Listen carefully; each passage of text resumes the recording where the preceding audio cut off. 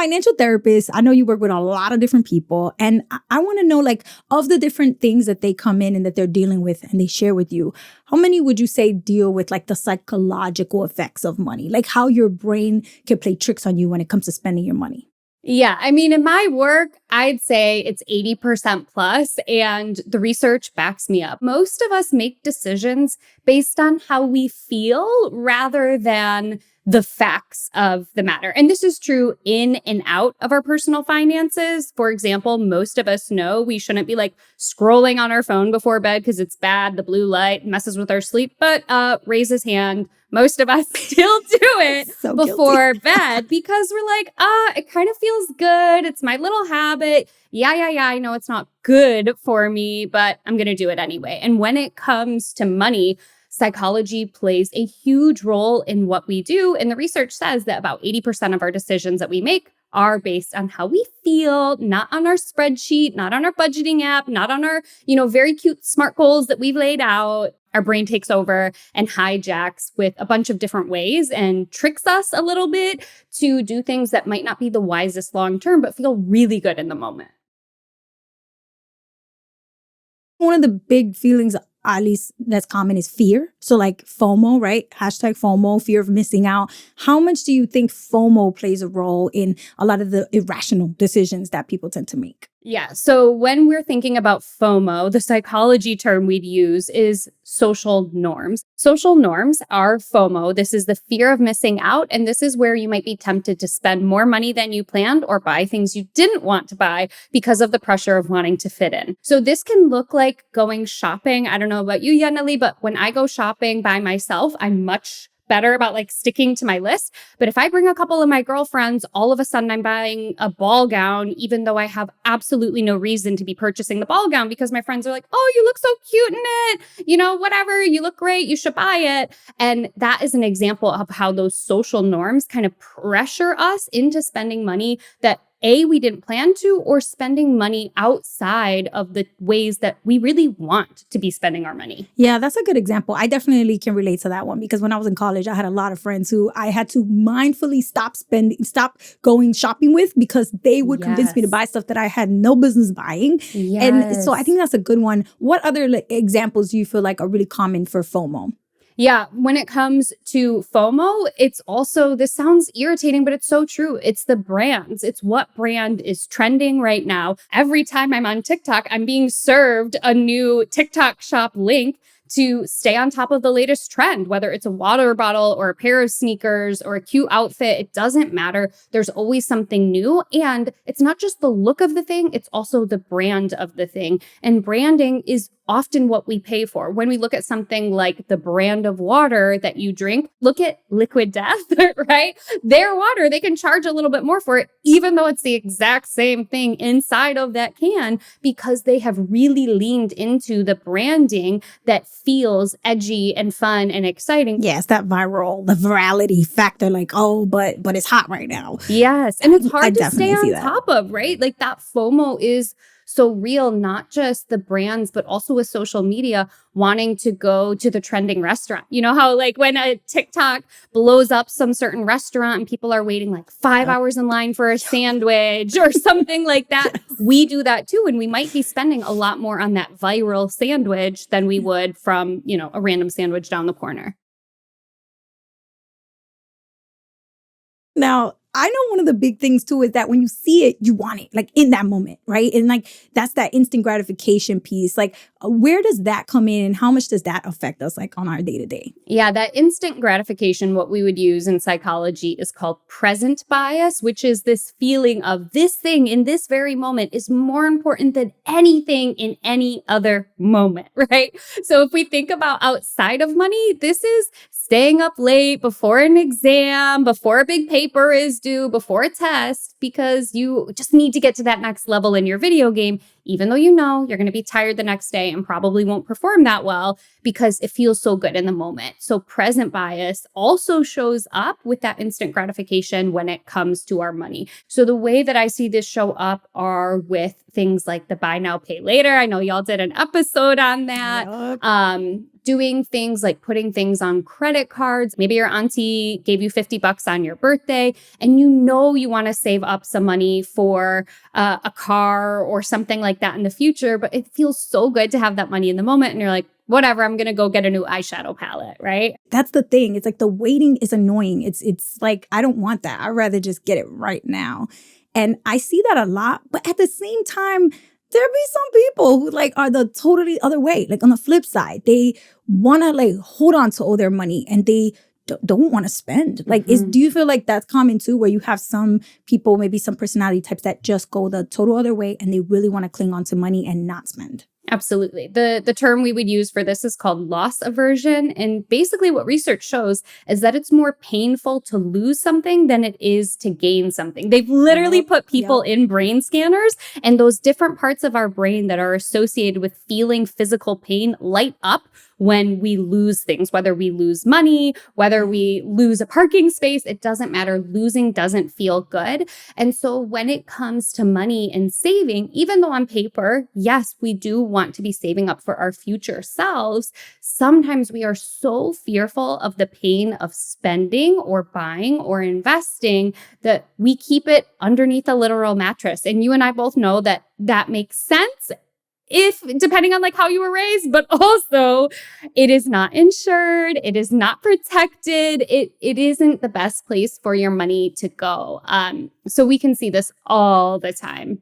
Yeah, I definitely relate to that. I feel like it's a little bit like I don't want to let it go because I don't know if I'm going to get it back. Yeah. And what we see, as we do more and more research on financial psychology and on how people engage with their money and use their money, what we see is that people who come from backgrounds where they grew up where money was tight in their household, it makes perfect sense that they're going to want to hold on tightly to that money because of exactly what you just mentioned. I don't know when I'm going to have more money. I don't know when I'm going to get paid. I don't know if my auntie is going to give me money on my next birthday. So I want to hold on to it because it does feel really safe. Yeah, that makes a lot of sense. Here are some vocabulary words from today's episode. Behavioral economics. This is how you engage with money based on how you feel rather than the money facts. Financial therapy. This is similar to regular therapy, but with a focus on money. It helps you to process the ways that you think, feel, and behave when it comes to your money. And the goal is to help you improve and make better money choices. Cognitive bias. This is your brain's tendency to influence you to act or feel a certain way. Now, it's important to know this is not a permanent thing. So if you begin to actually recognize these patterns, you'll actually have the power to change them over time. Last year, I was visiting a high school in Los Angeles, and I got some of the students there to help me with this experiment that basically shows you how our brains can influence us to make decisions that don't really feel logical or rational all the time. And this is specifically when it comes to money. So check it out. All right, so we have 8 volunteers, and this is how it's going to work. Every other person in this line is going to get a piece of paper and a pen. All right, so turn and face your partner. If you have a piece of paper in your hand, you are going to pretend with me, that this paper magically just turned into $20 cash. You do not have to work for this $20. You don't owe me back this $20. There's no strings attached. Like pretend that you're walking down the street together and you found $20 on the floor and you picked it up and said, oh, I just found $20. There's no one around, so I'm going to keep it, okay? You don't owe me back. Now, the challenge and the rule of the game is that even though you found it yourself, you're with your friends. So you have to give them some part of the money. You can decide how much and write it on the paper, but you cannot write $0 and give it to them. That's against the rules. So you have to put some amount on the paper and then offer it to your partner. If your partner takes the piece of paper, sees your offer and says, okay, I accept this offer. I like this offer. then you'll split the money according to the amount you wrote. So if you wrote, $2 on the paper and your partner says, I accept it, then you'll get the rest, which is how much? Y'all paying attention. $18, right? But here's the catch. If your partner says, I see your offer, I don't like that. I decline your offer. I don't accept it. Then nobody gets any money at all. I know, right? It's good. Okay, but here's the thing. You can't talk to your partner. There's no whisper negotiation. Is this all right with you? No talking. It's a completely silent activity. I'm gonna give you a few seconds to write your offer on your paper. And then when we're ready, we'll hand it, and you'll have a few seconds as the responder to decide if you accept it or not. Ready?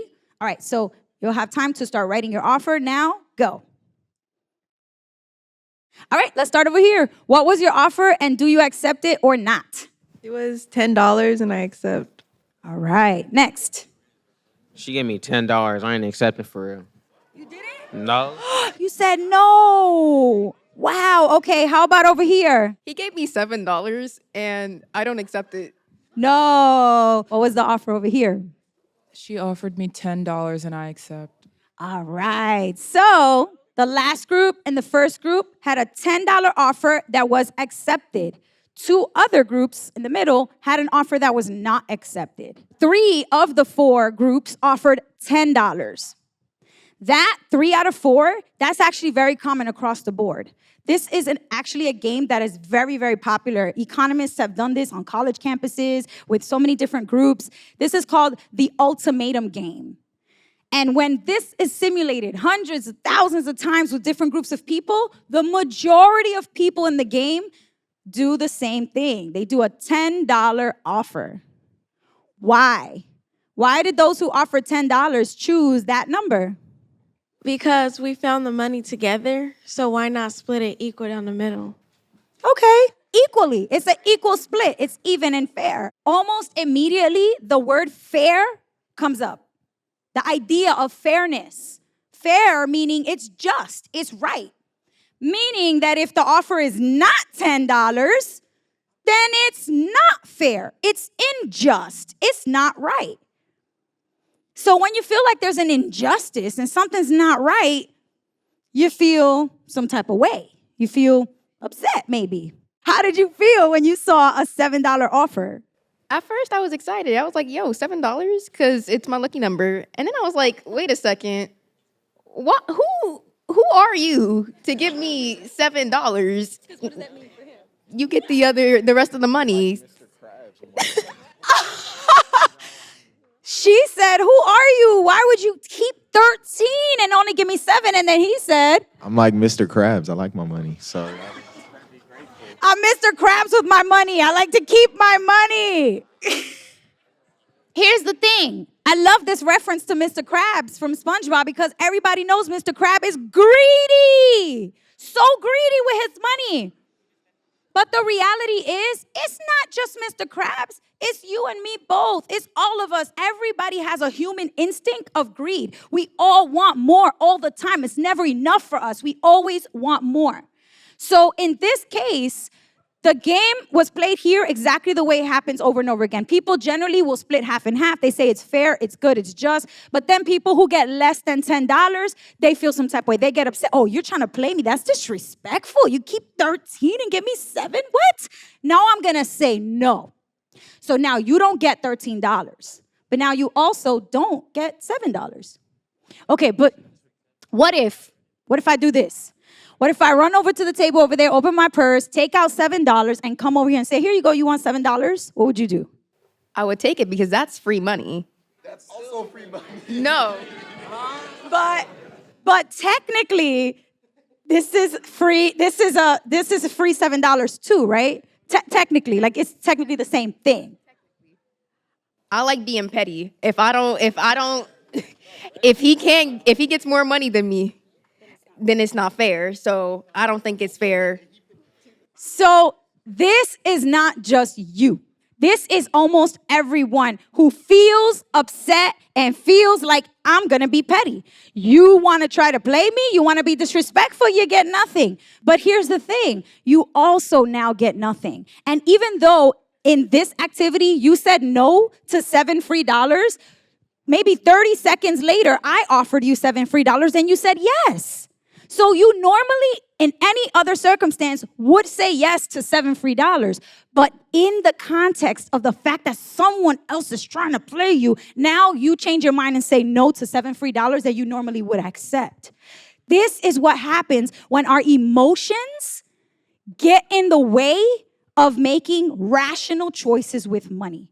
What we do, rationally, she would take $7 from me.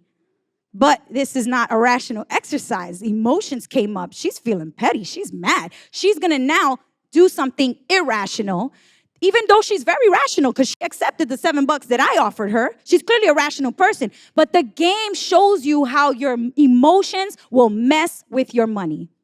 All right, give them another round of applause. Thank you so much, y'all, for volunteering.